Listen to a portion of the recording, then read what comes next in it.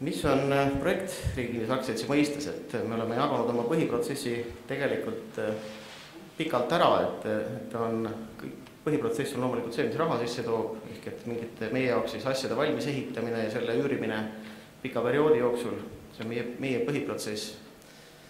Ja projektiks nimetame siis seda osa, mida me käsitleme siis loomisfaasiks, ehk tegelikult enne üürilandmist ja üürilandmise lõpetamisega lõpeb meie jaoks ka sageli projekt. Et kui seda siis sõnastada, siis see on kindla lõpuga, kindla eesmärgiga, nii nagu projektide sõnastused on, et ma seda üle kordama ei hakka.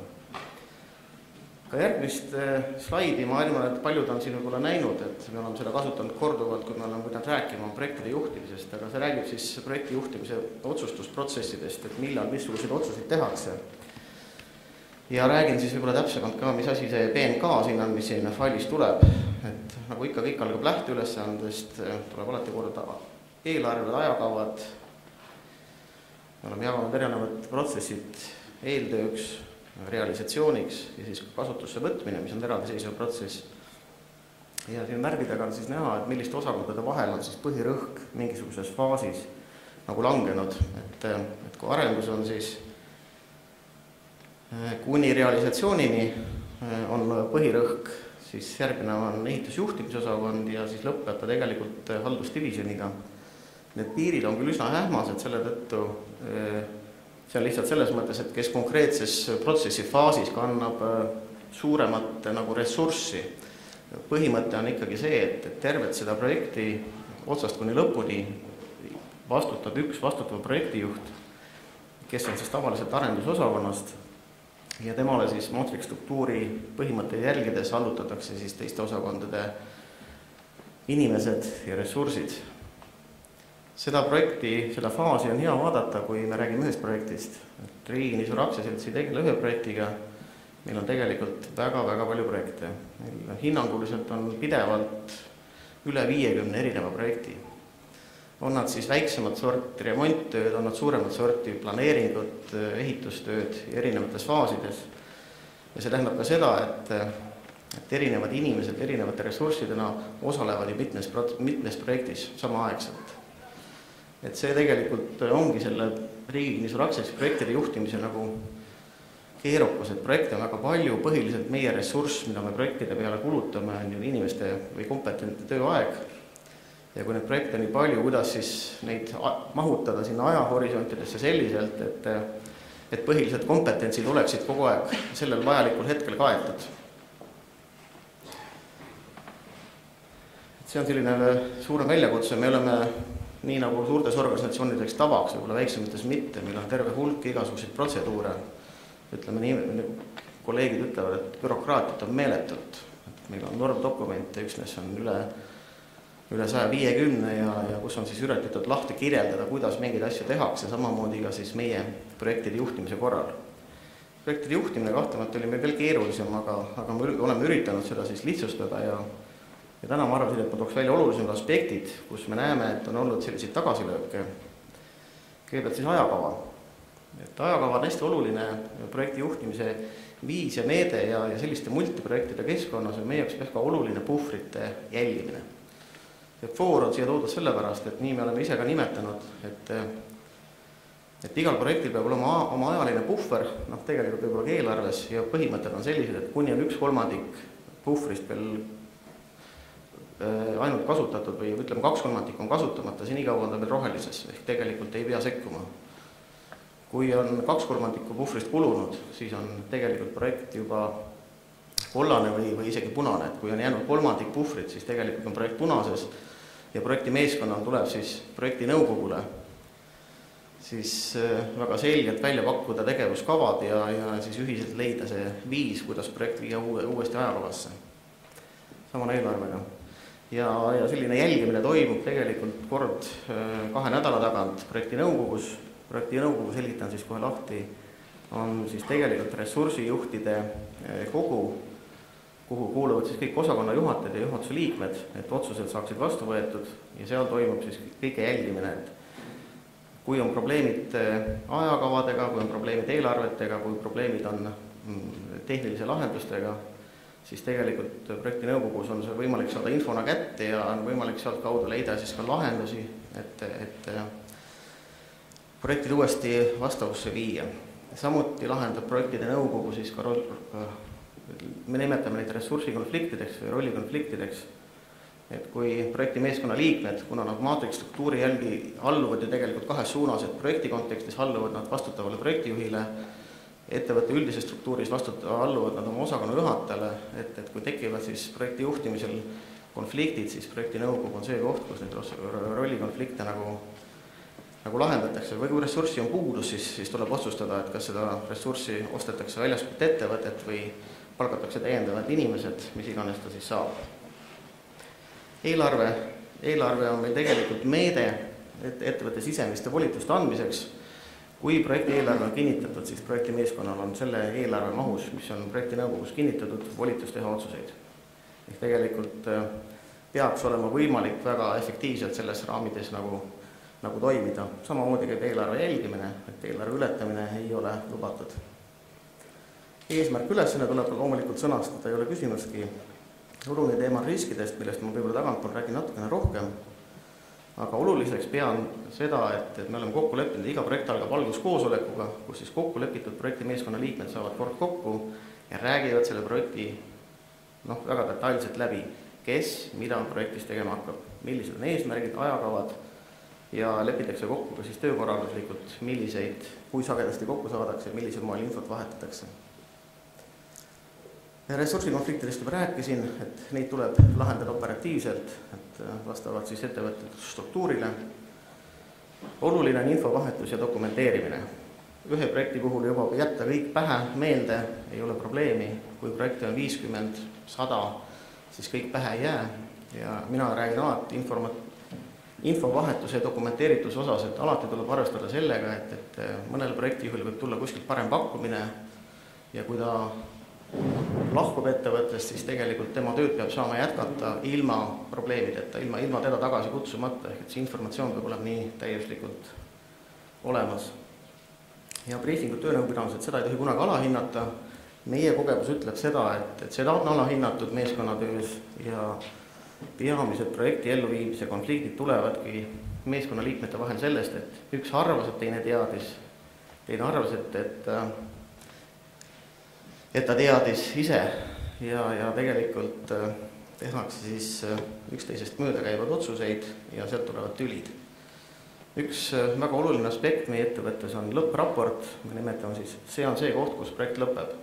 Ennem projekt läbi ei saa, ennem ei lähe objekt haldusdivisjoni vastutusele, kui see lõppev raport on kinnitatud ja ennem ei saa ka motivatsioonisüsteemist tulenevaid tulemustasusid välja maksta. Ja lõppraporti üks eesmärk on see, et see on koht, mille kaudu me saame tagasiside projektist toimunud headest külgedest, negatiivsetest külgedest. Proovin kas siia. Saate näidisega äkki see nii tööta, jah. See projekti lõppraport on tüüpvorm, mis on siis kõikidel projekti liikmetel kohustuslik täita, seal ära hinnatakse lepingupartnerite ega koostöö ilmnenud riskid, milline rahaline eesmärk oli, kuidas saavutati ja see kogemus jagatakse siis ettevõtte kõikidele töötajatele nagu tagasi. Ehk et see on koht, mille läbi siis selline uus teadmine kogu aeg uutes projektides saab siis riske vähendada. Nüüd riskidest.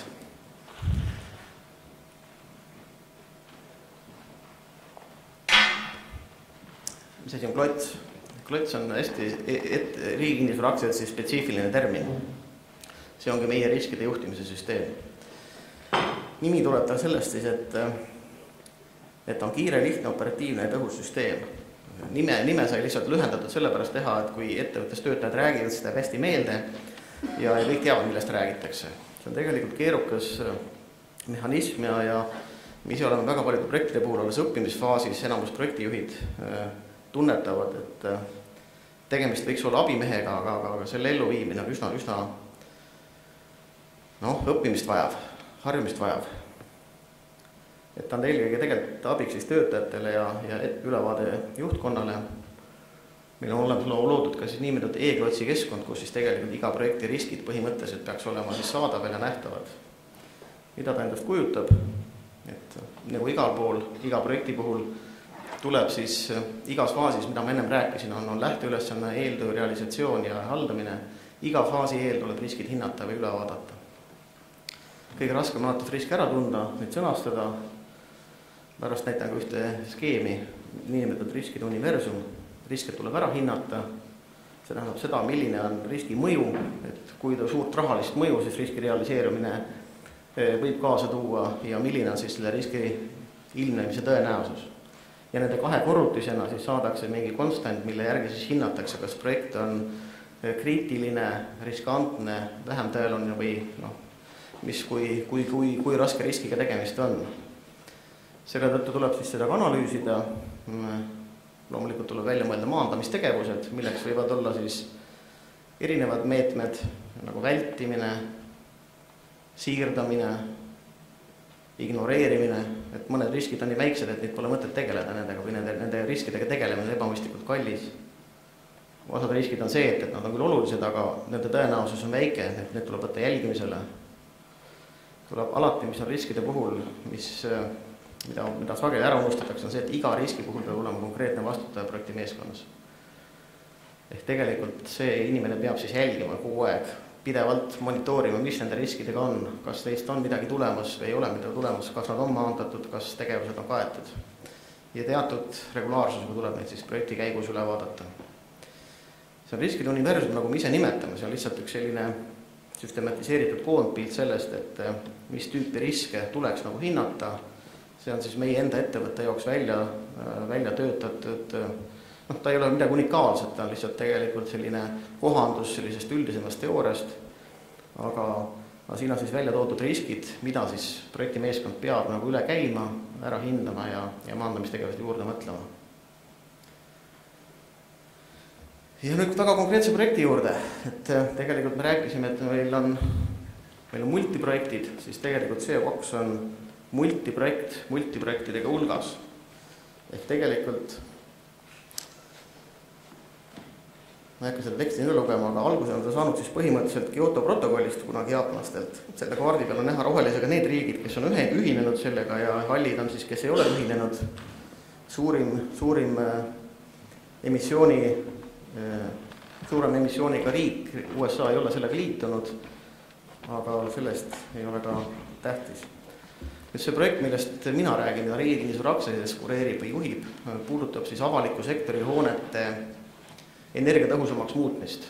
Ja kui selle projekti välja töötasime esialgu küll iseenda objektide peale, mis Riigi Kinnisvara Aktsiaseltsile kuuluvad, siis selle mahuks saime kuskil 200 miljonit Eesti krooni ja seda öeldi jaapanlaste poolt, et seda on liiga vähe, et neil ei ole huvi nii väikeste koguste ostmiseks. Siis riik laiendas seda projekti samade põhimõtete alusel tegelikult nii avaliku sektorisse, riigisektorisse tervikuna, aga tegelikult siis ka kohalike omavalitsustele ja ülikoolidele. Ja siin on siis näha, kui palju tegelikult selle projekti kontekstis esitati taotlusi raha saamiseks. Kokku oli siis circa 387 miljonit eurot ja üle 1000 objekti üle Eesti. Reaalselt siis sai müüdud selle meetme raamas siis 13 lepingut jaapanlastega. Selle hulgas on siis 480 objekti nimekirjas, milles tehakse midagi, kas fassaadi, vahetatakse aknaid ja kogu maht on siis 146,4 miljonit eurot, millest ma võin tänaseks öelda, et umbes 22% peale on tänaseks investeerimislepingud sõlmitud, ehituslepingud sõlmitud. Tegelikult 80% sellest mahust tuleb kõik uuel aastal, et nii palju ehitajatele teadmiseks. Kasusaajaid on palju, ehk tegelikult see meie projekti maatriks muutub veel suuremaks, et kuna need objektid ei ole Riigi Kinnisvara Aktsiaseltsi omad, vaid me tegelikult ainult opereerime selle projektiga, ehk tegelikult peame seda juhtima, siis tegelikult kõik ministeeriumid, ülikoolid, kohalikud omavalitsused, kokku neid erinevaid asutusi, kellele me teenust osutame, on 300 ligi. Et see tähendab seda, et 300 erinevat lepingut, nii käsunduslepingut, volikirju kui nii edasi, et bürokraatia meeletu ja raha ei liigu läbi Riigi Kinnisvara Aktsiaseltsi, vaid tegelikult otse Rahandusministeeriumi arveldusvarvelt, otse töövõtjatele. Aga selleks, et arved saaks tasuda, liiguvad arved ja aktid liiguvad tegelikult bürokraatiat pidi libi, et läbi Riigi Kinnisvara Aktsiaseltsi siis siin toodud kasusaajatele ja siis lõpuks Rahandusministeeriumisse, kes siis riigikassast teeb viimase kontrolli ja tõstab ülekande. Et kui siin oli kaebus, et miks nii kaua makstakse. mis töid tehakse, et kõige suurem osakaal on loomulikult, siin on nüüd objektide osakaalust, et see võib-olla iseloomustab seda, et projekteerimist ei tehta mitte kõikidel objektidel, see näitab seda, et osadel objektidel on projektid juba olemas või on mahud nii väiksed, et saab teha projekteerimise ehitustöö võtta. Nüüd füüsilistest või rahalistest mahtudest on kõige rohkem loomulikult fassaaditöid, teine on siis ventilatsioon ja küttesüsteem ja katused. Ja füüsilistest mahtudest siis see on orienteeruvalt, kuna ei olnud projekti alguses nii palju aega, et kõik üle mõõta, siis need on üsna hinnangulised numbrid ja umbes 500 000 ruutmeetrit fassaaditöid ja siis ventile küttesüsteemi ka üsna suures mahus. Ja meie roll siis projektis on tegelikult sisuliselt tervikuna projekti juhtimine, me peame siis koguma kõik andmed, teostame ülevaatused, investeeringukavad ja ellu viima ka siis realisatsioonifaasi juhtimine ka. Et mida see realisatsioon siis tähendab, et bürokraatia on suur, kõige aluseks on investeeringute kava, kui see on kinnitatud ministri poolt, siis avaneb tegelikult abikõlblikkus ja sealt edasi saab siis minna konkreetsetele hangetele ja kulusid tegema hakata. Kõikidel objektidel tuleb teha riigihankeid, et igal objektil, nagu te teate, projekteerimine, omaniku järelevalve, ehitus, eks ole, see on minimaalselt 3 hanget igal objektil, 480 objekti ehk umbes 1600 hanget 1,5 aastaga. Et mitu hanget päevas see teeb, siis te võite arvestada, kui suur on tegelikult hankeosakondade või hanketöö koormus. Eriti, kes on riigihangetega kokku puutunud, teavad siis seda. Nüüd riskidest selle projekti puhul kõige suurem risk loomulikult tähtaeg, kuna Kyoto protokoll ütleb, et 2012 peavad olema rahad kulutatud, asjad tehtud. Täna ei ole jaapanlastega teistsuguseid kokkuleppeid, nii et järgmise aasta lõpuks tuleb need projektid siis ellu viia. Objektide paljusus ehk tegelikult neid on igal pool üle Eesti, et ei ole lihtne, et võtad ühe projektijuhi ja lähed ühte piirkonda ja hakkad toimetama, tegelikult on nii kohalikud omavalitsused, igal riigiasutusel, igal on erinevad objektid, eraldi lepingute all, et see sigri-migri suhetest on üsna suur ja selle tõttu on väga palju ressurssi vaja. Ehk et investeerimisvahetuste ebatäpsus, et kuna see projekt viidi ellu või müüdi maha nii kiiresti, et heal juhul paljud projekti või need varaomanikud jõudsid öelda, et neile anti 3 tundi aega hinna tegemised. Et see oli väga hea tulemus, tavaliselt anti 5 minutit, et sellest siis tulenevalt ka see investeerimisvajaduse täpsus. Et meil ei olnud aega enam neid kõik üle vaadata sellise mahuga, et kas need investeeringud sellisel moel on mõistlikud ja kas nad on piisavad. Et sealt tulevad riskid. Abikõlblike kulude piiratus, et kui me läheme vahetama akent, järelikult on vaja ka midagi viimistleda, kui me vahetame ventilatsiooni, midagi on vaja viimistleda. Kui juba hoonele minnakse konstruktsioone vahetama, siis on vaja ehitusluba, kui ehitusluba antakse, siis on vaja kasutusluba ei anta või ei ole tuletõrjesüsteemid korras. Tuletõrjesüsteemid ei ole abikõlblikud kulud, et kus see lisaraha leitakse, jällegi üks täiendav risk. Lisatööde vajadus, milleks pole vajadus, et kui juba tehakse suuri töid, ventilatsiooni ja nii edasi, siis oleks mõistlik teha juba muid töid ka, kui raha ei ole, siis jääb siuke tobe poolik töö, et ilus aken, ilus fassaad, aga siis üle kõik on siukene killedi-kaljadi. Üks teema, mis oli turuvõimekus, mida me hindasime, et eriti projekteerimise poole peal, et kas nii palju projekteerijaid korraga saame tööle sarnaseid töid tegema, sama tegelikult ka ehituse poole peal. Ja mis on üks kõige raskemaid küsimusi on tõenäoliselt see, et kuna teised riskid realiseeruvad, siis tõenäoliselt tuleb teha ümber otsuseid, projekte välja arvata, objekte sisse arvata, kes teeb need poliitilised otsused ja kui kiiresti neid tehakse. Me teame, et Eesti riigis poliitilised otsused sageli venivad ja kuna me ütlesime, et esimene kõige suurem risk on meil aeg, siis see risk on küllaltki suur. Ja ehitushinna tõus. Ja kui me räägime siis CO2 projekti puhul, ma vaatan, kas siin see link töötab.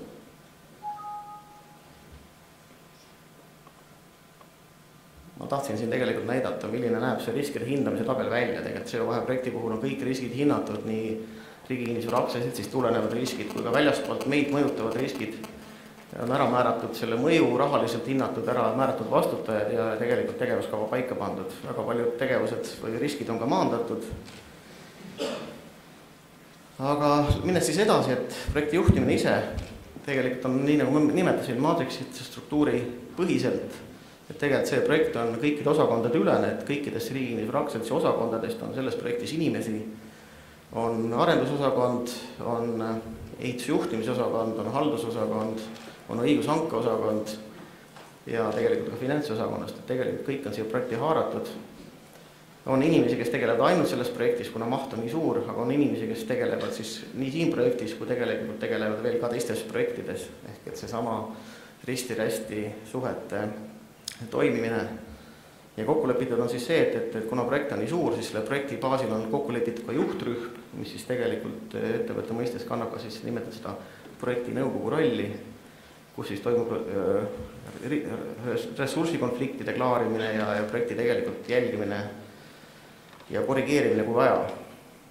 Ja tänane seis, et me tegelikult iga nädal vaatame siis seda, et kui on lõpetatud etapid, et kui palju siis selles protsessis on erinevaid etappe, millal olid esialgsed lepingud sõlmitud, millal volikirjad, millal antud siis investeeringute kavad, millal projekteerimine oli, millal ehitamine. Et siin on siis tegelikult ka näha seda kõige alumist B-osimist siin lõpus, et see peaks tõusma siis üles sinna 480 peale või 100%-li, et siis on projekt valmis, et me saame seda dünaamikat tegelikult jälgida ja hiljem ka analüüsida. Et see ilmestab ka tegelikult seda, kui palju sellest projektist alguses läks ära tegelikult sellisele juriidilisele bürokraatiale, et kui seal nullpunktis olid tegelikult jaapanlaste lepingud juba sõlmitud, siis tegelikult reaalselt ehitustöösse läks esimene alles pool aastat hiljem. Et pool aastat läks üksnes juriidika peale. Siis me jälgime tegelikult online seda kogu aeg, milline on plaan ja milline on siis tegelikkus. Ehk et tegelikult kord nädalas vaatame sellele peale ja vaatame siis riskantsed objektid üle ja tehakse siis vajalikud korrektuurid projekti, et järgmise aasta lõpuks ära saate, aga nagu te näete, järgmise aasta lõpp ehitustööde osas läheb püstloodis ülesse. Projekt on väga riskantne, aga endiselt me usume, et me saame sellega hakkama. Ja siin on väga oluline, et meil on koostöö meie tellijatega, et meil on tegelikult väga usaldusväärsed satuvad projekteerijad ja väga usaldusväärsed satuvad ka ehitajad. Kuidas me oleme edenenud viimase 3 kuuga, siis lõpus on näha, et 34 ehitusobjekti on valmis, et tegelikult iga nädal on neid uudiseid teada. Tänaseks ma võin juba öelda, et objektide arv, mis valmis on üle 40, ligi 50, et see arv tegelikult kasvab iga nädalaselt päris kiiresti. Ja kui me kartsime turu olukorda, siis tegelikult see, mida me ise arvasime, et nii suure projekti puhul tuleb turule ka tagasi pakkumist, ehk et kui algus oli hirm, et keegi ei tule pakkuma, siis tänaseks on näha, et meil on enam kui 300 ettevõtet on kandideerinud nendes projektides ja 192 erineva ettevõttega on sõlmitud lepingud. Et see on siis nii projekteerimises kui ehitamises on tegelikult turul osalejate arv päris suur. See, milline on kvaliteet või asjad, ma räägin kunagi teinekord, siis kui projekt on päris lõppenud ja julgen täpsemalt öelda, mis on, et tase on igasugune, aga projekt edeneb ja me ütleme, et meil on hea meel, et turul on täna tulnud väga palju tagasi väikeettevõtlust, just ehitusettevõtete ja projekteerimisfirmade näol. Et see hirm, kõige suurem hirm, et projekteerimisega ei saada hakkama, siis see hirm on tänaseks suures plaanis maas, et meil enamus projekteerimislepingud on sõlmitud tänaseks.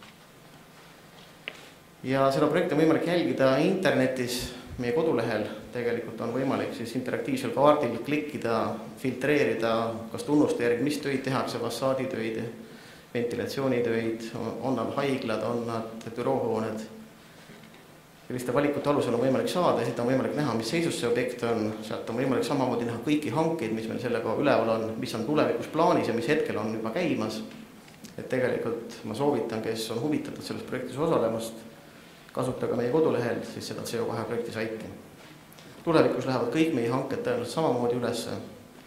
Et küll me ei hakka dubleerima riigihangete keskkonda, kus siis lähevad suured hanked, et nagu nii tulevad. Aga et siit on see esmane informatsioon, et mis töid Riigiinvesteeringud plaanib ja teeb. Ja lõpetuseks tahtsin rääkida natuke sellest tänase teemaga haakuvalt, et IPD ja natukene siis muredest. Et millised ootused kõigepealt meil osapooltele, kõigepealt siis millised ootused on meil sellele objektile, mida me ehitame. Ma ei hakka seda lugema, mis siin tahvlid on, te saate selle materjali ilmselt kõik siis sealt ette kodulehelt ja hiljem kätte. Aga üldjuhul on meie nõuded kirja pandud, meie poolt endale koostatud, meie partneritega koostöös koostatud tehnilised nõuded büroo- ja koolihoonetele. Analoogsed nõuded me tahame saada ka tegelikult politseihoonetele, mis spetsiifilised hooned, mida me rohkem teeme, et need oleks siis väljendatud ühes väga konkreetses ja kompaktses dokumendis. mis ootused meil arhitektil on. Ega me ei tahagi arhitektilt midagi muud, et me alati kakleme arhitektidega paraku, et arhitekti ütlevad, et me tahame neilt ära võtta autoriõigused ja siis kiusame neid ja surime peale alandavaid lepinguid ja nii edasi. Siis tegelikult ega me seda ei taha, et meile tegelikult meeldiks, kui arhitekt teeks sellise hoone, nii nagu me tehnilistes nõues kirjutasime, eks ole, mis oleks ühelt poolt atraktiivne ja teiselt poolt ka tegelikult siis mitte liiga kallis. Ja me tahame, et ta selles protsessi käigus, siis kui selgub, et aeg muutub ja meie vajadused muutuvad, et ta tuleks kaasa, ta töötaks kaasa meiega. Et selle meie eesmärgi nimel. Meil oleks väga hea meel sõlmida temaga selline integreeritud koostööleping. Projekteerijale tegelikult on ju samad ootused. Et kui arhitekt on tegelikult meile sellise maja joonistanud, nagu me tahame, sellise eelarve kontekstis, mida meil on võimalik selle projekti tasuvuse kontekstis nagu välja käia, siis me eeldame, et see inseneride meeskond sellise lahendusega välja töötab ja samamoodi töötaks kaasa siis ka muudatustega. Ehk et tegelikult, kui selgub, et see tulemus ei tule selline, nagu me tahtsime, siis me ühiselt mõtleme, kuidas me saame ta jälle õigetesse raamidesse, et me saavutaks selle põhieesmärgi, et miks me seda hoonet rajame, miks me seda projekti ellu viime. No, ehitaja puhul eeldaks kõigepealt seda, et esitaks õige hinna, eks ole, et ei tuleks kavaldama, eks ole, et pakun odava hinna ja pärast küsin siis kehva projekti pealt nagu raha juurde. Esimene asi, mida tavaliselt esimesel juba, me ütleme, et see on üsna levinud tava paljude ehitajate puhul, et esimesel töökoosolekul juba tulevad laua taha muudatusettepanekud. Kangesti sellise muudatusettepanek, kõik on teljel hirmus hea ja teeb palju odavamaks ja lihtsamaks. Et ma ütlen ausalt, me ei usu seda, eks ole, ja et neid asju võiks nagu eiratada varem. Et me ei soovi, et meie partnerid meid alt tõmmata tahaksid, nagu kahjuks mitte paljude, ma ütleks, et mõnede puhul see kombeks on. Ja mida me tahame, et oleks ka väga selgelt täitedokumentatsiooni esitamine. Et see on väga suur mure. Et ärge esitage meile põhiprojekti täitejooniste pähe. Ta ei ole tegelikult niimoodi ehitanud valdavalt. Et nähke see vaev, esitage korralikud dokumendid, see on meie soov. Ja omaniku järelevalvel on meil tegelikult üks soov, et oleks esiteks kompetentne ja pädev ja sõltumatu. Ja üks õnnetus, mis Riigikinnisvara Aktsiaseltsi kogemus nagu ütlen, et see on paha nagu öelda, ei tahaks öelda, et Eestis ei ole sõltumatuid ja pädevaid eksperte. Nad on kas sõltumatud või nad on pädevad, aga need kahte kokku on väga harva. Sest Eesti turg on nii väike, et selline ekspert ei elata ennast ära ilmselt, et ta peaks olema siis rahvusvaheline ekspert. Et enamasti need kompetentsed eksperdid on kõik kuskil kellegi teenistuses ja selle tõttu mitte enam sõltumatud. Ja kuidas siis tegelikult on vastutusega, et miks me tahame ehitajale panna suurt vastutust, võib-olla ebaproportsionaalselt. Loomulikult üldine loogika ütleb see, et mõistlik on riskid kanda sellele, kes neid riske suudab paremini juhtida, kes suudab paremini kanda neid. Riik näiteks on oluliselt vähem riskantne elukvallidusindeksi tõusu suhtes, et kui inflatsioon on, siis selle riski võiks riik täiesti vabalt kanda.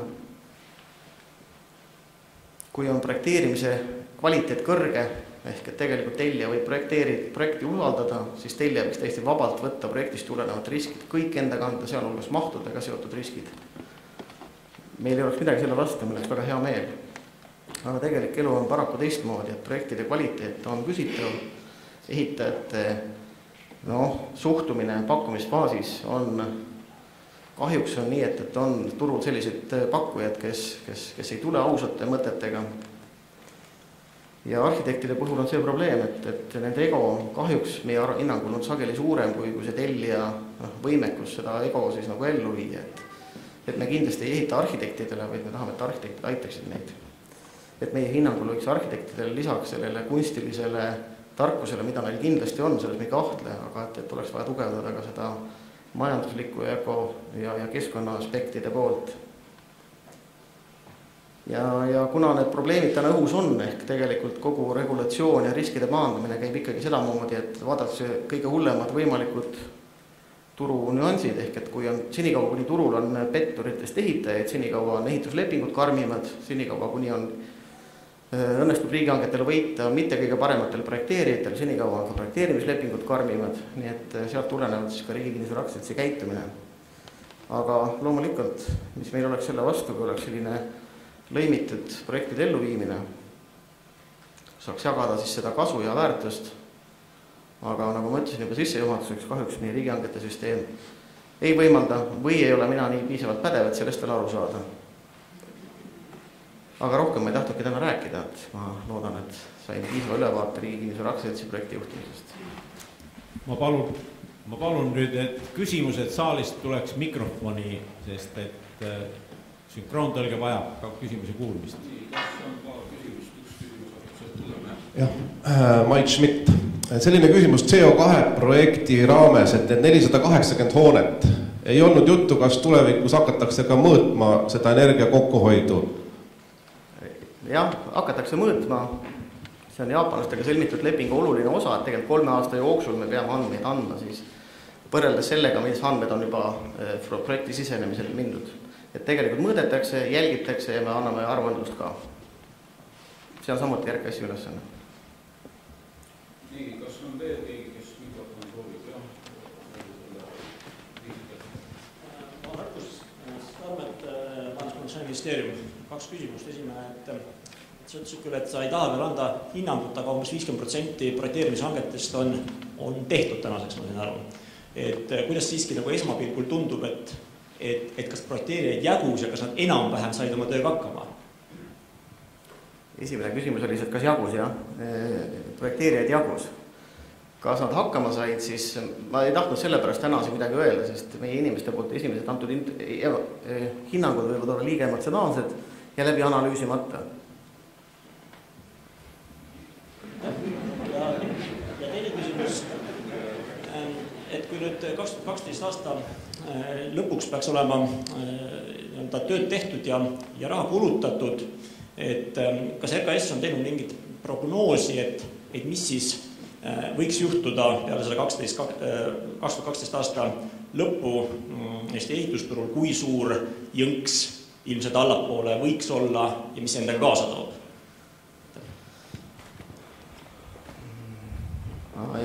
Ma ei ole tegelikult selliseid arvutusi teinud, kui te küsite, et kui suur on see jõnks. Tegelikult lihtsalt sellises mahus töid, mis CO2 puudutab enam turul ei ole. Et see jõnks ongi, siis ütleme, et siis 100 miljonit eurot võib see jõnks olla, päris suur maht. Kui ei tule majandus paranemist ja ei tule teisi objekte peale ja mida iganes, ma ei saa ju öelda, et ei tule midagi muud asemele. Ma küsiksin siit lauast vahepealt ka, et kui nüüd te tormete siin 2 aastat sellega, kas on näha, et meie edukas vabariigi valitsus müüb taas ja jälle tulevad ülesanned teile ja oma ettevõtte arenguks aega jää, nii et olete kogu aeg nii tuletõrjujad? Hoolimata sellest, et CO2 projekt on, me oleme isegi nõukogule ja üldkoosolekule andnud sõnumi, et CO2 projekt on pigem aidanud meil seda kasvu nagu üles ehitada. Ehk tegelikult CO2 projekt on üks iseenesest, üks eraldisise projekt. Me tegelikult 1. jaanuarist sellel aastal juba kasvame 58% ja läheme 4 aasta jooksul oli plaanis 4-kordne kasv ja hallatava mara osas.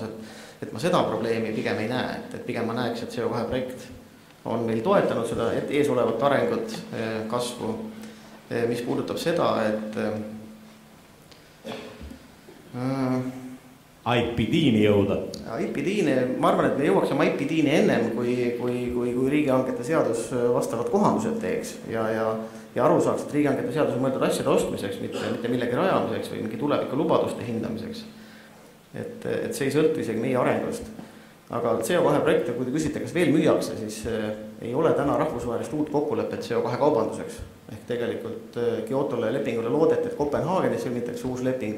Tänaseks seda kokkulepet ei ole ja ei olegi teada, kas see tekib. Nii et ilmselt ei ole äkki midagi müüagi. Nii, ja teeme viimase. Mul on üks küsimus veel. Et oli juttu, et pärast lõppraporti allkirjastamist käivitub teie töötajate motivatsiooni või makstakse motivatsioonipreemiaid. Milline see motivatsioonisüsteem teil on? Jah, see on ärisaladus või konfidentsiaalne teema, et meil on inimestel õigus saada tulemustasu, kui ülesanded on täidetud, ehk personaalsed arenguplaanid on täidetud ja sellest tulenevalt on siis võimalik saada 2 korda aastas siis hindamiste tulemusena siis tulemustasu. Aga mis täpsemalt, et siis tuleb meile tööle tulla ja siis me saame öelda. No nii. Kõik, Kalev, kõik aeg on raha. Aeg jookseb. Kas see tulemus tulemus soosib seda integreeritud mõtlemist. See preemia ülesehitussüsteem soosib integreeritud mõtlemist. Kas see lähendab või eemaldab? Ma võin eraldi vastata, ma tegelikult arvan, et meil on seal parandamise ruumi. No nii, aitäh Elari, sa oled pika jutu ära rääkinud ja palju küsimusi ka. Mine nüüd kohale ja mõtle järgi, mis sa rääkisid.